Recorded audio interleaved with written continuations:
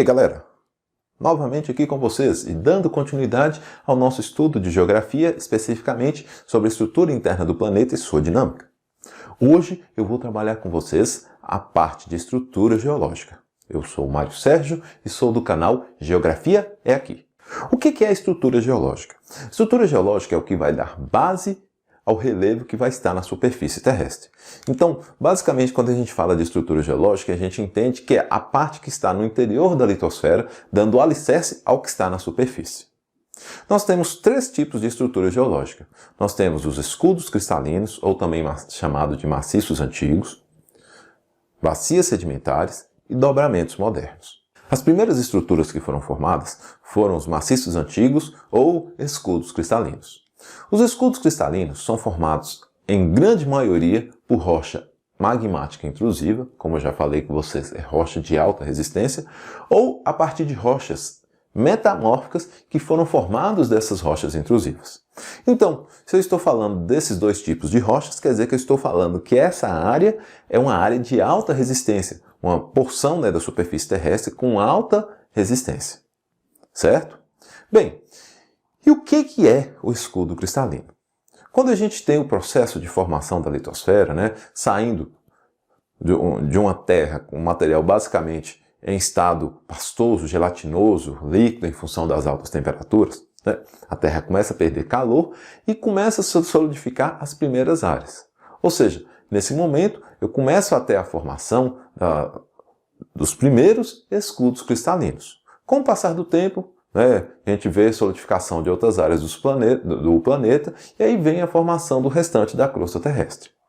Ou seja, essas estruturas, por que eu estou recordando lá da formação da Terra? Porque os escudos cristalinos são as estruturas mais antigas que a gente tem no planeta. Então são estruturas antigas de alta resistência. O que os escudos cristalinos vão formar? O relevo que está sob o escudo cristalino normalmente é um relevo residual, que sofreu a atuação da erosão durante muito tempo.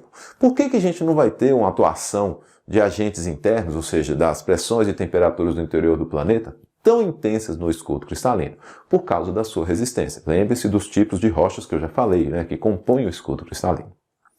Nos escudos cristalinos, também é onde nós vamos encontrar, basicamente, os minerais metálicos. Existem outras estruturas, mas a maior parte das jazidas de minerais metálicos são encontradas nos escudos cristalinos. Outra estrutura geológica são as bacias sedimentares. Como o próprio nome diz, o que são bacias sedimentares? São regiões de acumulação de sedimentos.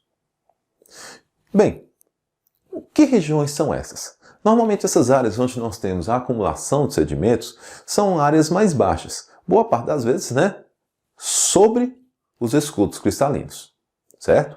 E a origem desses sedimentos? Falei com vocês sobre os escudos cristalinos.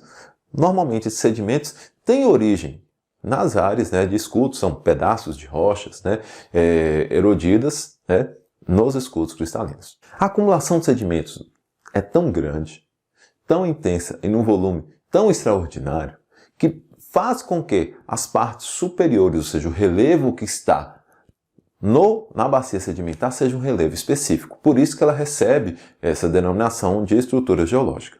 Então, nas bacias sedimentares, normalmente nós temos tipos de relevo. Normalmente são áreas mais planas, regiões de planície, etc. Formados por rochas sedimentares, certo?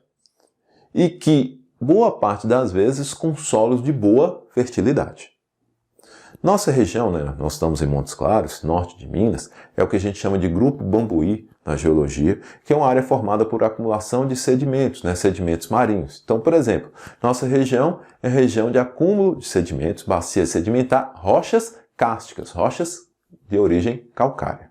A última estrutura geológica são os dobramentos modernos. Quando eu falei com vocês da movimentação das placas, do tectonismo, os dobramentos modernos são originados a partir dessa movimentação de choque e tangenciamento de placas tectônicas.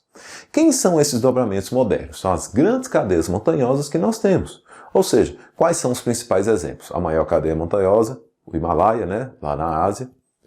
Na América do Sul nós temos a Cordilheira dos Andes, na América do Norte nós vamos ter as Montanhas Rochosas e outras cadeias montanhosas aí ao redor do mundo. Só lembrando, por exemplo, os Alpes lá na Europa têm origem também, né, nesse movimento tectônico.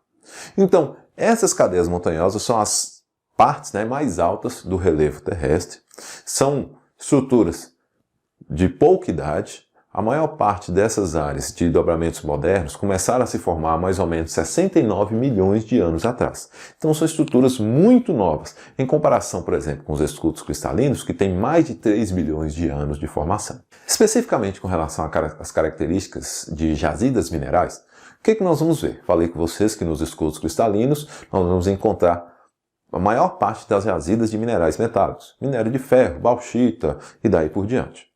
Nas bacias sedimentares, nós vamos encontrar basicamente minerais não metálicos. E um grupo desses minerais eu vou fazer destaque, que são os minerais fósseis, ou seja, jazidas de petróleo, carvão mineral, gás natural, xisto betuminoso e outros.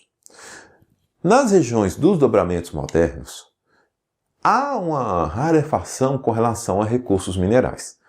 Não se encontra grandes recursos minerais nessas áreas. Normalmente, o que se vê? A maior parte são minerais não metálicos, né? Por exemplo, na Cordilheira dos Andes nós temos jazidas de sal, né? Que a partir do momento que é explorado comercialmente se transforma em um mineral. Então não é encontrada uma grande fonte de minerais nas regiões de dobramentos modernos. Velho, não é possível que você assistiu essa videoaula até agora, não se inscreveu no canal, não deu um like e nem marcou o sininho? Véi, quebra o galho aí!